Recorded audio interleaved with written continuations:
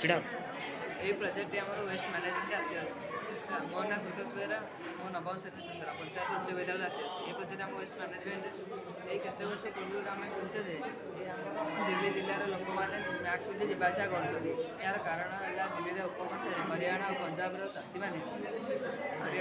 ଚାଷୀମାନେ ଗହମର ଅବ୍ୟବହୃତ ଫସଲକୁ ଗଦା ଗଦା କରି ନିଆଁ ଜଳାଇ ଦେଉଛନ୍ତି।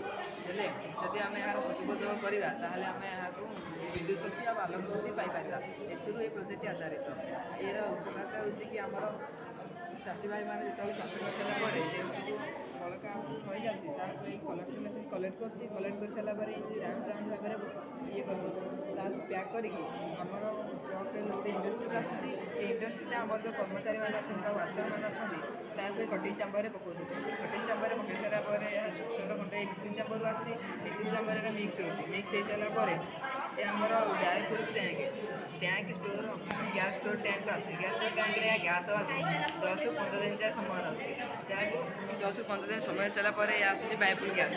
ବାୟୋଫୁଏଲ୍ ଗ୍ୟାସ୍ରେ ଏହା ଟ୍ରକ୍ରେ ଲୋଡ଼୍ ହେଇ ଇଣ୍ଡଷ୍ଟ୍ରିକୁ ଆସୁଛି, ଯେଉଁଠାରେ ଏହାର ବ୍ୟବହାର ଉପଯୋଗୀ ହୋଇଥାଏ। ବ୍ୟବହାରକୁ ଆମେ ଘରେ କିମ୍ବା ଇନ୍ଧନ ଗ୍ୟାସ୍ ବ୍ୟବହାର କରିପାରିବା। ଆଉ ଯେଉଁ ସବୁ ବଳକା ଗ୍ୟାସ୍ ଆମର ରହିଯାଇଥାଏ ତାହାକୁ ଏଇ ୱାର୍ଣ୍ଣରରେ ଜଳାଯାଏ। ୱାର୍ଣ୍ଣରରେ ଜଳାଇବା ଦ୍ୱାରା ଆମର ବାୟୋଫୁଏଲ୍ ଘୁରିଥାଏ।